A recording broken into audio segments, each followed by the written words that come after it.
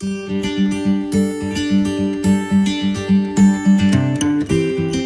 aquí en días de verano, aunque hoy no sean de verano, más bien del veranillo de San Miguel, ¿verdad, Laura López? ¿Qué tal? ¿Cómo estás? Hola, Carol, ¿qué tal? Buenas a todos, ¿cómo estáis? Bienvenida. Fíjate a qué hoteles más chulos te traemos, ¿eh? Yo estoy maravillada, me estáis haciendo un turismo este verano que estoy, vamos, no Bueno, puedo estar digo que, mejor.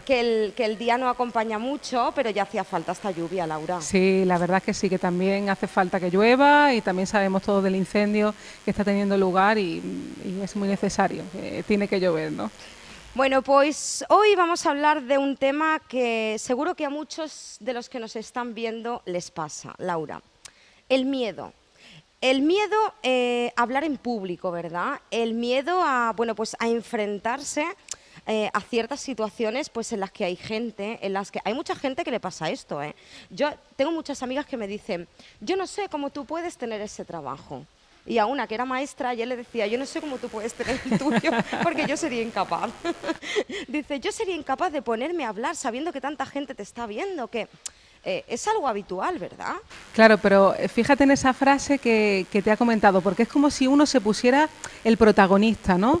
Es también como uno piensa esas situaciones, porque si uno cree que le están mirando a uno, que uno es el que está hablando, ahí uno también entra en un poco ese miedo, porque también, fíjate, hablar en público habla también de tu sexualidad, habla de ese desnudarse, entre comillas, porque es como si hablara, y claro, uno sabe que cuando habla puede cometer lapsus, olvidos, y ahí se muestra su verdadero yo. Entonces, claro, si uno lo piensa como que uno es un vehículo para exponer algo, pues ahí, claro, te descentras de esa situación, digamos que no eres tú el que está ahí en esa situación, tú vas a hacer la boca en la que va a decir esas palabras, pero tú te has estudiado un contenido previo o te has preparado algo previamente y luego es dejarse llevar. Lo que pasa es que hay muchos problemas en ese dejarse llevar, por esa cuestión que decimos de ese miedo. Pero claro, Carol, ¿sabes lo que significa realmente? Porque una persona que tiene miedo al público, a ver, todos en cierta manera cuando hay una situación nueva tenemos angustia, ¿no? Porque es una situación que te implica mucho deseo, estar frente a otras personas, ¿no? Hablar, te da mucho placer también, ¿no? Pero a la vez también puede ocurrir cuando una persona ya tiene un miedo al público, ya estamos hablando de una fobia. Y claro, la fobia ¿qué es? Es un miedo interno, porque miedo tenemos cuando hay un peligro exterior y es normal porque tenemos que hacer una respuesta de huida o bien de afrontamiento de esa situación. Pero ¿qué pasa cuando es algo que normalmente no nos pasa a todo el mundo, ¿no? Sino que simplemente puede haber cierta zozobra en uno, pero no te impide realizar esa acción?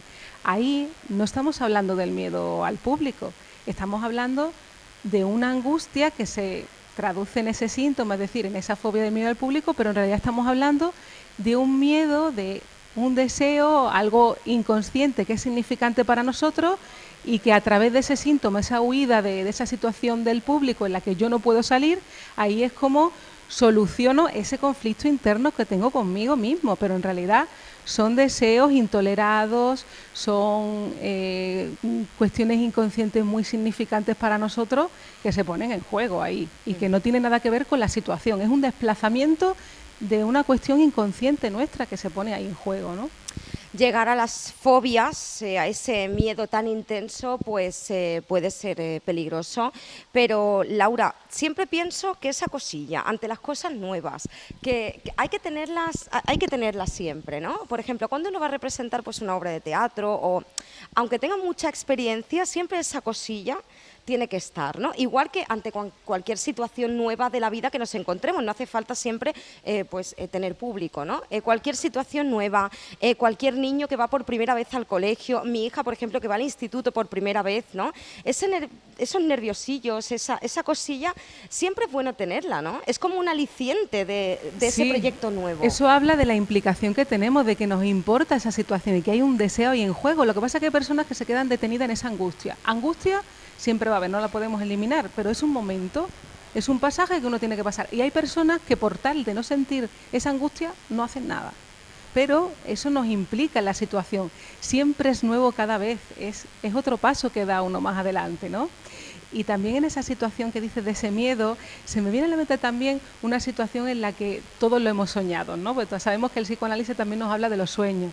Por ejemplo, Carol, ¿tú has soñado alguna vez que estás desnudo frente a gente que te mira o que es indiferente y te has quedado paralizado? Yo creo que eso lo ha soñado todo el mundo alguna vez en su vida. Claro, es un sueño típico, ¿no? Y que habla de esa situación también en nosotros, de ese exhibicionismo, ese recuerdo infantil de exhibirnos hacia los demás y que nos proporciona un gran placer. Entonces también lo podemos comparar para que veamos un poco cómo funciona nuestra mente, ¿no? La fábula esta que hay de Andersen, que son dos personas son dos estafadores que le dicen al rey que le van a hacer un traje que cuando salga a la calle, pues el traje no existe, es decir, es un traje invisible, pero ellos le dicen que cuando salga a la calle, quien no vea el traje quiere decir que es una persona ruin y malvada. Entonces, ¿qué pasa? El rey sale desnudo a la calle y claro, la gente se calla porque todo el mundo tiene algún pensamiento, algún deseo que abriga que no quiere mostrar que es mala persona, ¿no? Por así decirlo.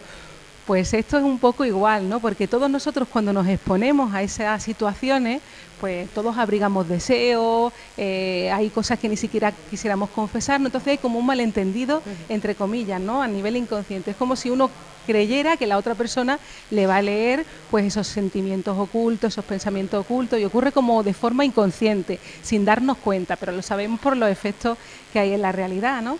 Y muchas veces también, Carol, en eso que me has dicho de los cambios, del comienzo de algunas cosas, también sucede que en muchas ocasiones cuando hay cambios en las personas, todos padecemos de una ideología, de una moral, y a veces choca con nuestros deseos y se pone en juego en nosotros situaciones en las que, por ejemplo, un cantante que toda su vida ha salido al escenario, un periodista que toda su vida ha estado frente a las cámaras, de repente le pasa ahí que se paraliza, que no puede salir a las cámaras, que no puede salir al escenario. Pero claro, eso no tiene nada que ver con exponerte a eso, porque eso es irracional, no es algo que tú puedas razonar, Claro. que no es a esa escena, es a un conflicto interno.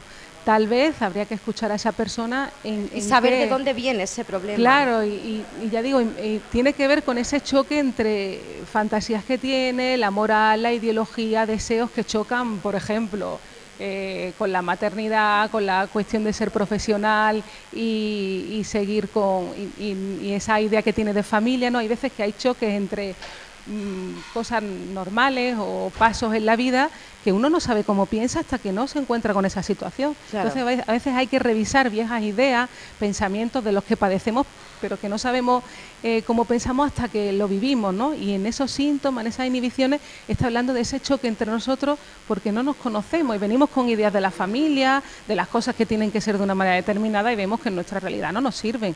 Y eso produce mucho sufrimiento en las personas y los síntomas que hablamos, claro. Fíjate, Laura, que muchas veces cuando salimos a escena a hacer algo, ¿no? Pensamos más en lo que puedan pensar los demás, ¿no? que en creer en nosotros mismos, ¿no? Por ejemplo, un bailarín, ¿no? A mí me ha pasado muchas veces. He salido a bailar, que yo antes bailaba con Juanito, baile de salón, y hemos salido a bailar y la cosa de, ay, este paso no me salía muy bien, la gente se va a fijar, que luego la gente no se fija, porque la gente no se sabe tu baile, entonces la gente lo que menos está pensando es en ese paso que a ti no te va a salir, que luego no se nota, pero tú inconscientemente dentro vas pensando en eso, ¿no? O tengo que dar un discurso y se me va a olvidar tal cosa, ¿no? Luego improvisas y la gente no se da cuenta si se te ha olvidado o si eso era lo que tenías escrito o no, porque no se dan cuenta, pero tú mismo tienes ese miedo de ¿y si me pasa? ¿Y si me equivoco? ¿No? Pero ¿sabes lo que pasa? Eso es porque uno se mete en la escena. Porque yo cuando estoy trabajando me tengo que retirar mi personalidad, tengo que estar en la función. Si no, ahí aparece mi neurosis, ahí aparecen mis fantasías, ahí aparece todo. Si no me retiro de eso, voy a estar yo, pero tenemos que tener en cuenta que no soy yo soy el vehículo de esa composición artística. Además, también es cierto que la conciencia es muy perjudicial para la creación, el estar vigilándose, el querer controlar. Ahí habla de que el acto de creación tiene que ver con lo inconsciente, con dejarse llevar. Y hay veces que uno quiere prepararse ese discurso, ese programa, las preguntas al pie de la letra.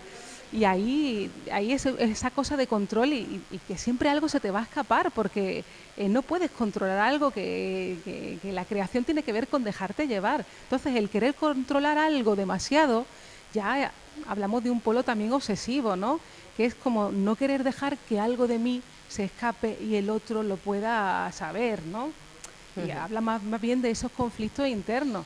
Entonces, cuando uno está haciendo una tarea, tiene que olvidarse de sí mismo y dejarse llevar por esa tarea. Que claro, que está muy bien la teoría, pero la práctica Luego la práctica.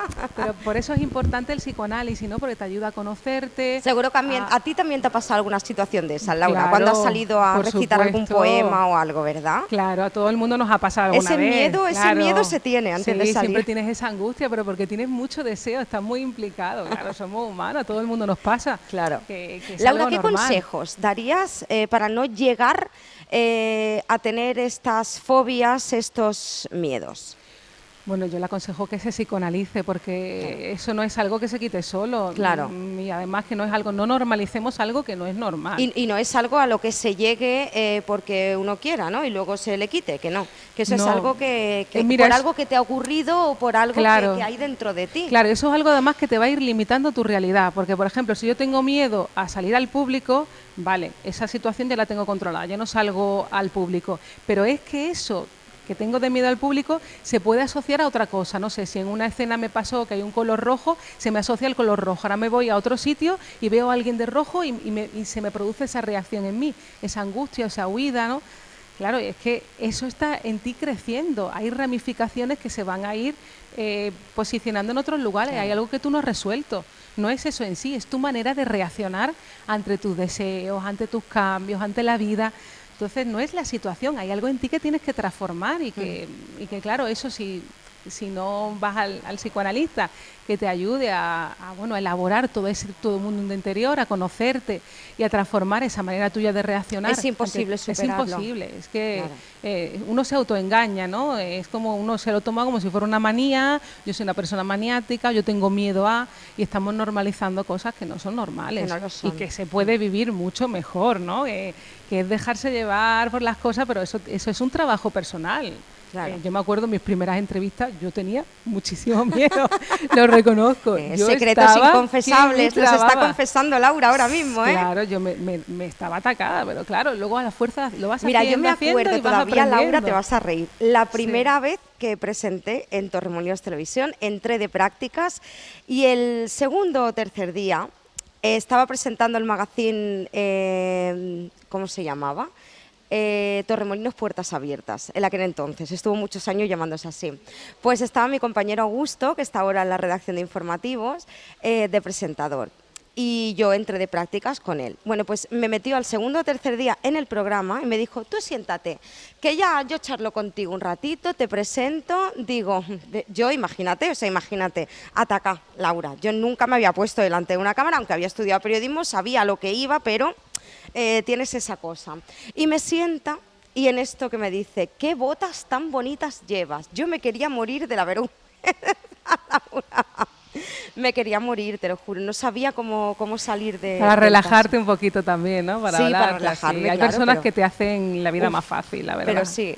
Pero bueno, poco a poco se va aprendiendo, ¿no? Sí, todo se aprende, ¿no? Es entregarse. Mira, el error forma parte de la vida y eso es lo propiamente humano. Uno se equivoca, sigue, habla. Y hay que tropezar para seguir adelante. Claro, y cuando uno tiene miedo de mostrarse, hay que revisar también la moral que tiene uno y lo vigilante que uno es consigo mismo.